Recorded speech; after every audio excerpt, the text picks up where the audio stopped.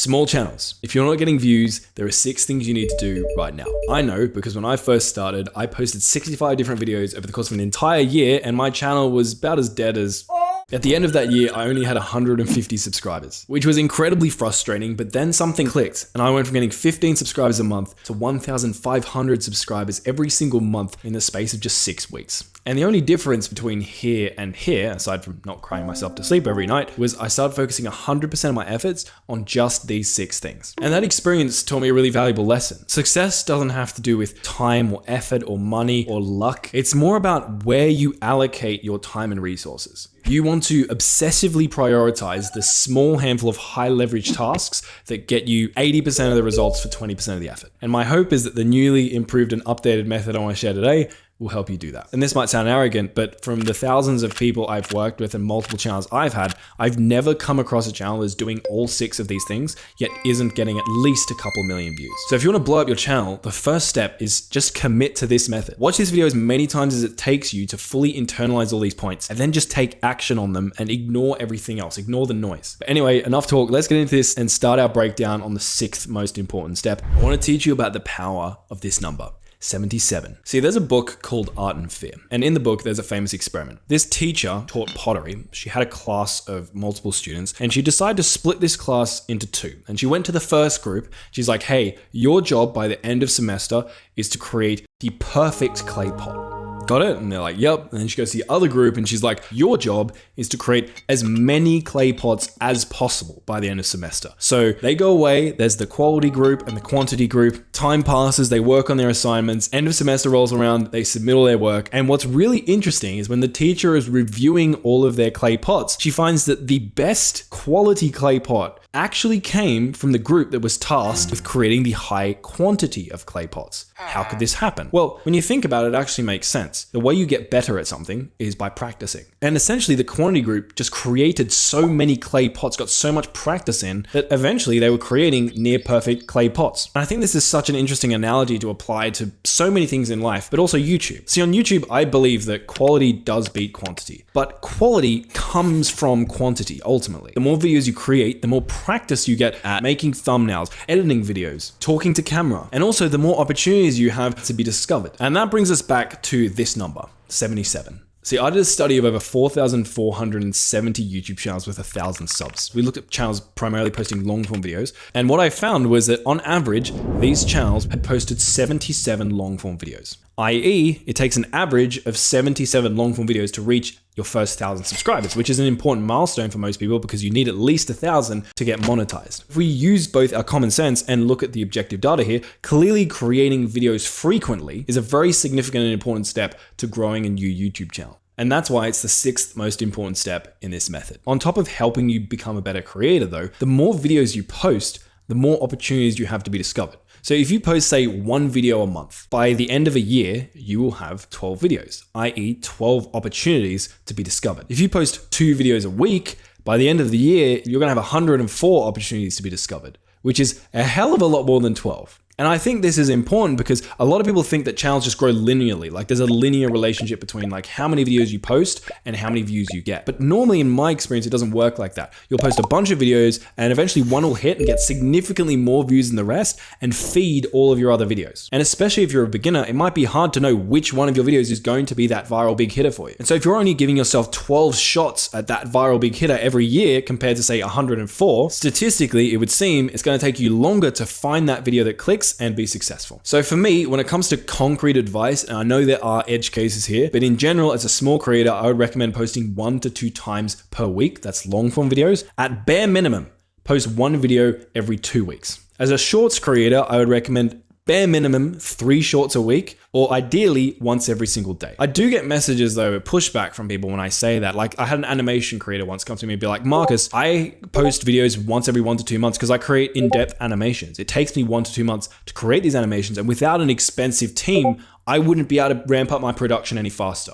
I'm like, okay, that makes sense. But you're giving yourself 6 opportunities each year to be discovered, because you can only put out about 6 videos a year. Unless you're incredibly certain that one of those 6 videos is bound to go viral, I don't like those odds. And so what I recommended to him was be a bit more open-minded. Think about other types of animation-related content you can create. Maybe it's behind-the-scenes videos showing how you're creating your in-depth animations. Maybe it's tutorial videos showing how you create your animations. Maybe you throw in animation challenges where you spend, several hours to animate a certain story, and the purpose of it is a time-constraint challenge, so it can't possibly take you very long to create. Maybe you find a way to create lower effort animation videos to just focus on refining your storytelling, and then when one of those low effort animations blows up, then you put in the months to turn it into a high production animation. Like, the options are endless, but you get the idea. I really like the quote, "Stay true to the vision, but be open to how it plays out." Cool. This guy wants to be an animation creator, but maybe posting 6 times a year in the beginning is not the best way to get your channel off the ground. So be a bit more flexible with the type of content you create so you can be more frequent. And then as you build up that experience and traction, then you can start focusing on quality over quantity. And so that brings us to our next point on the method. Let's do a thought experiment. I want you to think about your favorite YouTuber. Have you got them in mind? So for me, someone I'm enjoying watching is Alex Hormozi. Now, if you were to ask me, why do you like Alex Hormozi? I could probably come up with a couple of reasons. See, the first one is he doesn't sell an online course. And so that, I feel like, increases my trust in him that he's sharing unfiltered information because there is no paywall for his information to hide behind. He's also a philosopher. He doesn't just talk about business,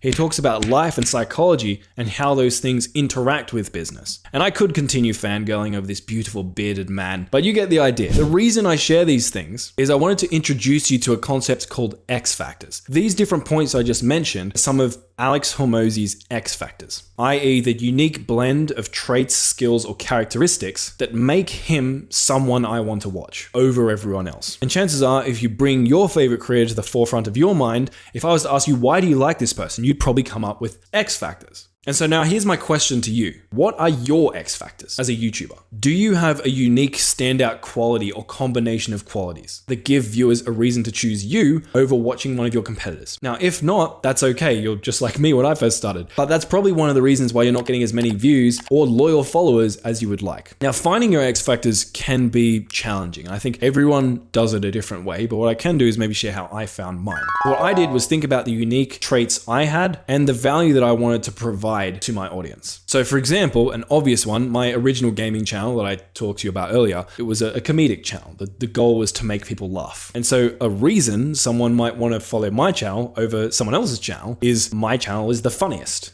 Right? So the value I wanted to bring was humor. Then once I'd figured out, I then consciously leaned into that and tried to exaggerate that. So instead of just trying to be funny, I tried to be more hilarious than everyone else in my space. I thought about it as almost as like an objective statistic. Like, I wanted to have the highest laugh rate per minute of any YouTube video in my space. Another thing I wanted to do was be unique. See, there are a lot of channels out there that were just sort of repurposing very common memes. And so I decided to try and lean into that value, which I did by basically creating my own memes. I would find clips and photos that weren't really that popular, but that I found really funny, and just invent memes to share in the videos. Most of them pretty horrendous, but I think people started to appreciate that I added something new to the meme space. Another characteristic I had was I'm Australian, and for some reason, British and American people see Australians as sort of like novel, wild men who live in this upside down country. And so basically I just played into that. I exaggerated the Australian qualities I have, used slang, talked a bit more bogan, etc. And that was something that people appreciated and found novel and set me apart. So maybe something you could do is think about the value you want to bring on your channel and the characteristics you have, then pick out the ones that you think viewers would most care about, and then intentionally lean into those and exaggerate them. Because while developing X factors probably isn't going to help you get a lot more views, for example, like some of the other points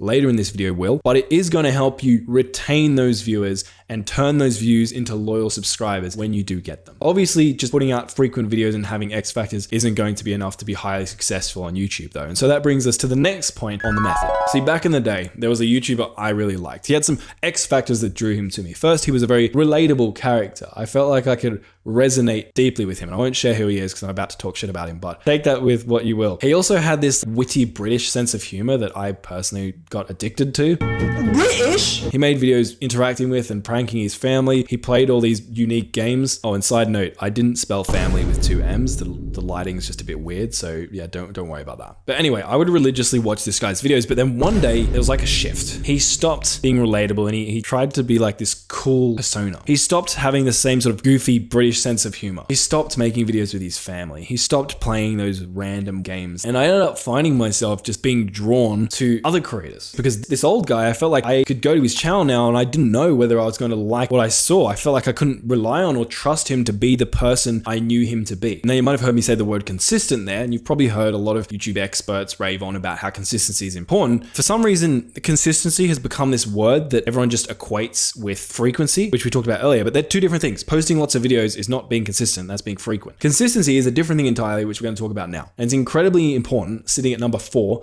on our method. Consistency involves you becoming a reliable, predictable person, but not in a boring way. It's about keeping things like your tone, your branding, your production style, your morals and values, and your topics consistent. For example, if one week you're using your phone to post long, unfiltered rant videos about how big corporations screw the general public, and then the next week you're using a $5,000 studio to create short, PR-friendly videos about lifting more people out of poverty, and then the next week you create a video that's just like a Minecraft Let's Play with no commentary. Like, it's not that any of those videos I just listed are necessarily bad. It wouldn't perform well if you implemented some of the things we'll talk about later, but they're very inconsistent. They would attract a very divided audience. And one of the biggest problems with that, beyond the fact that's really hard to build loyal fans, is that the algorithm, really all it does is follow viewers and see what they want, and then just give them more of what they want. And if viewers come to your channel, click on one of your videos, enjoy it, then go to your channel and realize, oh, there aren't any more videos here that I'd like to watch, it's going to be really hard for the algorithm to build up a profile of who your target audience is, i.e. it's going to be hard for the algorithm to give you more views. And this is especially important with the topic aspect of consistency. Every time you create a video, I want you to think about the golden rule, which essentially is a litmus test question you should ask yourself. Am I certain that this video I'm creating will attract the kind of person who will want to watch all of my other recent videos? If not, you're probably not being consistent enough. Now, all this being said, caveat, I'm not saying you shouldn't experiment. As a small creator, you should experiment. Consistently doing the same thing over and over again and expecting a different result, Einstein had something to say about that. Me, for instance, I posted 65 different videos in my first year on YouTube, like I talked about earlier, but I posted about 15 different types of videos during that phase. And consistency might seem to be at odds with the concept of experimenting. But what you want to do, if you haven't found your lane yet, is be consistent in blocks. Do something consistently for 4, 5, 6, 7, 8 videos. When you feel like you've maxed out, like you've done everything you can with that type of content to get views, and you're doing it consistently and it's not working, do something different. And then consistently do that thing for a while until you've maxed it out and you feel like no more opportunity there. Then do the next thing and the next thing until you find that thing, which if you do all the stuff in this video, you will find that thing, and then just double down on that. Stay consistent on that for a while. And that's the kind of thing that took me from 15 subscribers a month to 1,500 subscribers every single month in the space of just 6 weeks. And I know that might sound sort of hypey. You're probably thinking, well, Marcus, surely it's more complicated than that. It is a little bit more complicated than that. While consistency, at least the way I've explained it, I think is very, very important, we need to go to do something else, the next point, which is something you've probably heard a million people say. Make a cool video and Make better videos. Make better videos. everything you want as a creator comes from making the best videos possible.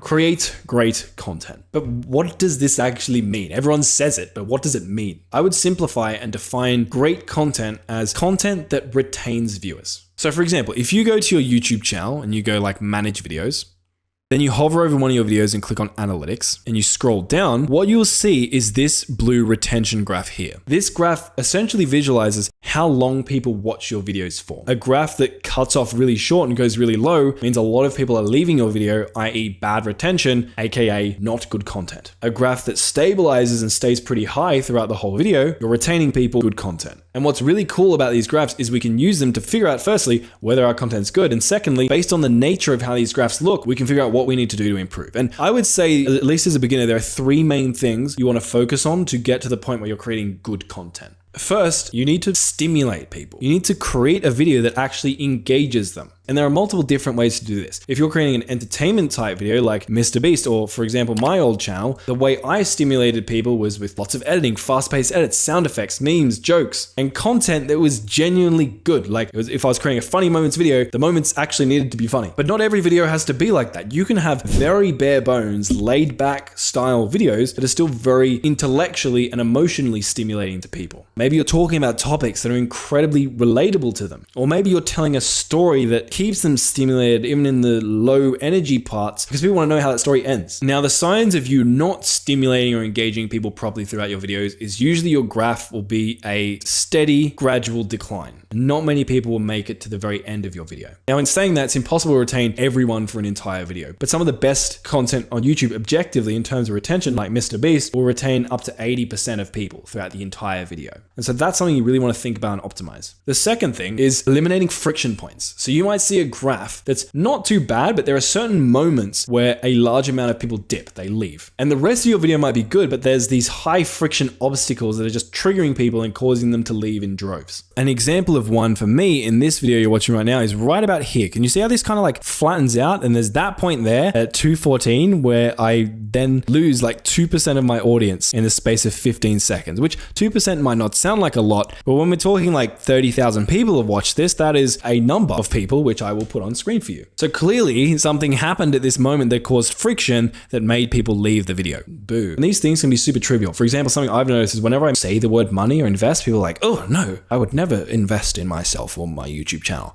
They leave the video. Or another one, I had a student who was creating like anime content once, and he had this face cam, and funnily enough, whenever he showed his face on screen, people left the video. He wasn't like an ugly guy or anything, but for whatever reason, when they saw his face, people dipped. And so we got him to stop showing his face, especially so early on in the video. And his retention improved by like 10 or 20%. I.e., remember, retention means good content. And then the third thing you want to think about is whether your content is dissatisfying people. So we've all been there. We've watched a video all the way to the end and regretted our decision to have watched that video. And it's not a great feeling. Sometimes it makes us want to leave YouTube entirely, which is probably good for us, to be honest. At the very least, it makes us not want to watch videos from that creator anymore. Like, think about those videos where you get clickbaited into thinking something's going to happen. You watch the whole video and that thing never happens. So it's possible to have a video that seems like high retention, but at the end, everyone leaves and feels very dissatisfied. And then this one is a little bit harder to figure out. Sometimes you can figure out with dislikes or negative comments. If you're getting a lot of them, that can be a sign. Also, if you're getting a lot of views and like high retention on your videos, but no one sticks around, that's another sign. But most of us, I think if we're really honest with our content, we're able to kind of get a gauge of whether or not people will be satisfied with the video they watched. Oh, and all this being said, so you've got 3 things to focus on. Sure, there's like a gazillion things you could talk about that'll increase your retention. But if you just focus on these 3, this will get you to the point that your content will be good enough to start getting tens of thousands, maybe hundreds of thousands of views. Oh, and for those of you who don't have like any data, you have no retention graphs to look at, or they're very spiky because you haven't got many views. What you can do is look at your competitors' videos, figure out how they're structuring their videos, what they say, how long it takes them to say it, what their audience comment and timestamp in their videos, i.e. showing you like, hey, people appreciate these moments, and then use that information to help calibrate your videos so they're the perfect combination of stimulating, frictionless, and satisfying. But that leads us to the obvious question, which is if we're not getting views on our videos, how do we get people to actually watch them in the first place? Well, that brings us to the next point on the method, because this will sound, thank you, Captain Obvious, but if you're not getting clicks, you're not getting views, you don't have the opportunity to even retain people in the first place. So something you can do is go to your analytics of every video, then come across to reach. And in reach, it's going to show you how many people the algorithm's actually pushed your video out to. Because a lot of you guys are like, oh, the algorithm isn't sharing my video. Now, one problem you could be having is something we'll talk about in the final point in this video. And if you're doing that thing, which I'm going to keep all nebulous and mysterious so you watch my video all the way to the end, you will be getting some impressions. And impressions is showing you that the algorithm is actually promoting your video. What I see with a lot of creators is they get some impressions, but not many of those impressions actually click on their videos. Why is that? Well, it's because your packaging isn't clickable enough, like the packaging of this video. Now, the main aspects of your packaging are your title and thumbnail. 1 million people are talking about how important your title and thumbnail are because they are actually important. Yes, it's cliche, but it is cliche because it's a truism. But what I want to do in this video is give you 2 things I don't hear many people talk about that I think are really important to creating good packaging and titles and thumbnails. So the first one is your title and thumbnail need to collaborate with one another. So for example, if you see this thumbnail, you have no idea what this video is about. When you see the title though, you're like, that all makes sense why this is just like a yellow thumbnail. Or let's say you see this thumbnail. You're like, okay, what's going on? Then you see the title and you're like, that makes sense now. Now, obviously these are exaggerated examples to illustrate a point, but what I see a lot of small creators doing is essentially treating their title and thumbnail as two separate entities. Often they'll have the exact same text that is in their title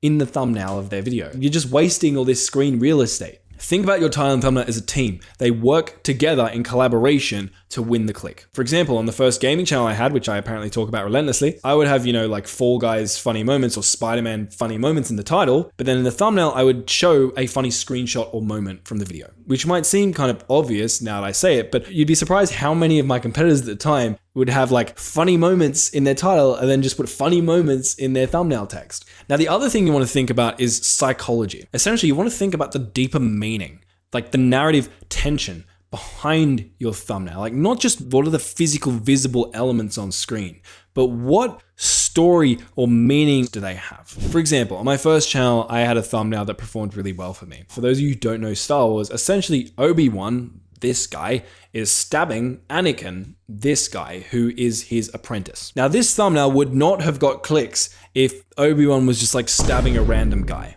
But because he's stabbing, impaling, that doesn't make it better, does it? Violating? No, that's not better either. Killing. But because he's killing Anakin, his apprentice, it adds narrative tension. It adds a story. And so even though this thumbnail breaks some best practices in terms of it's a bit grainy, it's a little bit hard to see, it performed extremely well for me. And not every thumbnail is going to have like a story as deep as this in it, but I would highly encourage you to think about the meanings and implications and things that are being sub-communicated through the images or overlays or text that you choose in your thumbnails. And you'll unlock a whole new world of clickability. And if you can nail these two things, plus all the obvious things everyone talks about, like make sure you stand out and make sure you don't lose 79 words in your thumbnail. Make sure you use contrasting colors. And I'm roasting myself there because I've said those things in multiple videos because it's true, but everyone says it though. If you can do that, I can guarantee you your videos will start getting views. If you don't do the other things I talk about, you'll be surprised at how many more views you get. There's a reason this point is so high on the method. It's actually above create good content. If I had to pick one thing, creating good packaging is going to result in you getting more views than even just creating good content, which is crazy. So make sure you get this right. But everything we've talked about today is going to be a complete waste of time without the final point on this method. We left the best till last. So one of my favorite analogies for life, but also YouTube, is you cannot polish a turd. Think about a movie, for example. A movie can have the best actors, the highest budget, best editors, best directors, amazing marketing. But if the plot of the movie sucks, or the movie is about an objectively boring topic, none of the experts will be able to save it. You could have the best thumbnail designer, best editor, everything perfect, but you'll fail if you have an uninteresting video idea, which is the final most important point on our method. Now, I didn't really understand what an interesting video idea was initially because it sounds like a nebulous term. So let's break this one down. So first, let's look at the idea part. A video idea on YouTube is essentially, the way I define it anyway, is the combination of your topic and format. So topic is essentially, if you ask yourself, what is this video about? The answer to that question will be the topic. So for example, in this video about how to tie your shoe, the topic is tying your shoe. Now, format is about how the video is presented or structured. And essentially you can derive the format of a video by basically making yourself describe that video without mentioning the topic. So if I was trying to describe this video without using the topic is tying your shoe, so I can't say that, so I'd have to say it's a how-to tutorial. Let's do a couple more examples. On my old channel, because I love talking about myself. Star Wars Battlefront, that is the topic of the video. The format of the video is a funny moments compilation. Or how about this video? I survived 24 hours of military training. The topic is military training. The format is 24-hour survival challenge. Okay, so now we understand what a video idea is. What makes a video idea interesting? Well, the easiest way to deconstruct that is to figure out what makes a video uninteresting.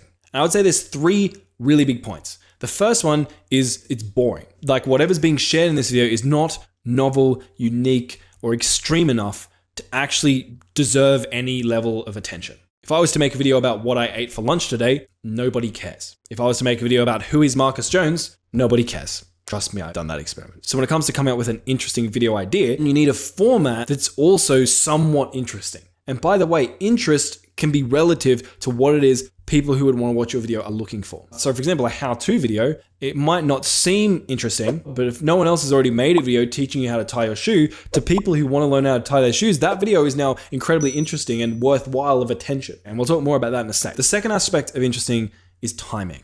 So let's use video games as an analogy because I've been talking about my old gaming channel. Let's say you're a gaming YouTuber, a new update comes out in the game that you play. If you cover that new update the day it releases, chances are that video is going to be a lot more interesting than if you made the exact same video 6 months later. Why? Because 6 months later, everyone already knows basically everything there is to know about that new update because it's been out for ages. And so even though it might seem like the exact same video, the interest factor is no longer there. Essentially, we're talking about trends here. You need to get on the trend early. If they're too late, there is no unsatisfied interest. And then the last aspect I think about a lot is supply and demand. Some people talk about this as TAM. So let's continue with our video game analogy. Let's say you're making videos for a game that was released 10 years ago and is basically dead. There are no players of this game. If you made a video on it, chances are you're not going to get views because the demand for that video, the amount of people who want to watch it, is so minuscule. On the other hand though, if you were to take a topic or type of video that has had a lot of demand, say like a Minecraft Let's Play, you would also need to think about the amount of supply. Like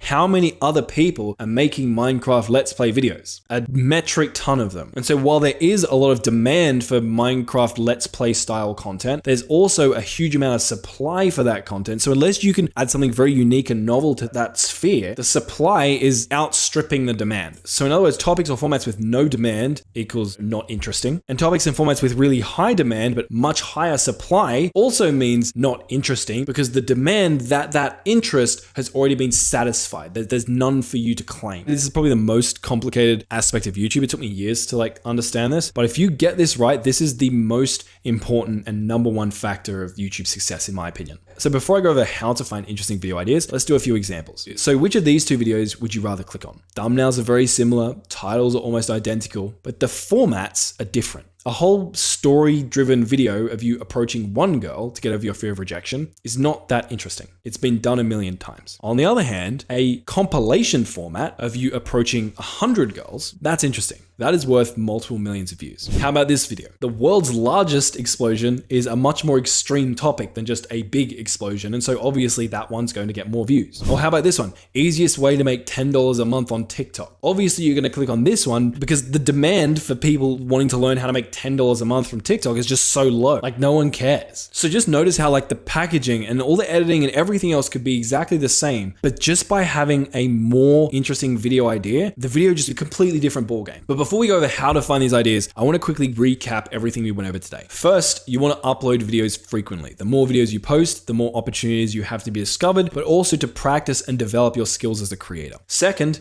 you need to cultivate impactful X factors that will set you out from the crowd and make people want to come back, watch your videos, and become loyal fans. Third, be consistent so as not to divide your audience, but also, more importantly, to help train the algorithm on who your audience is so it can more easily send you views. Fourth, create great content, i.e. content that stimulates them enough to retain them, doesn't have annoying friction points that cause them to leave, and also leaves them feeling satisfied with their decision to have watched that video by the end. You also want to create attention-grabbing packaging, i.e. tiles and thumbnails, so you can actually win clicks and have the opportunity to impress people with your content. And last but not least, you need to become a master of developing highly interesting video ideas, because without that, you're polishing a turd and everything else falls in a heap. And now I'm going to risk severely dissatisfying you right now because I have been recording this video for 1 hour and 21 minutes. Yes, this video will end up being much shorter than that, but apparently I can't string a sentence together. So what I'm going to do is link a video up on screen where I walk you step by step through an actual case study of how I would go about finding viral video ideas. And this is actually almost the same as the method I used to blow up a brand new channel from 0 to almost 6,000 subscribers with just one video. So click that video on screen. I'll see you there. Thanks so much for watching.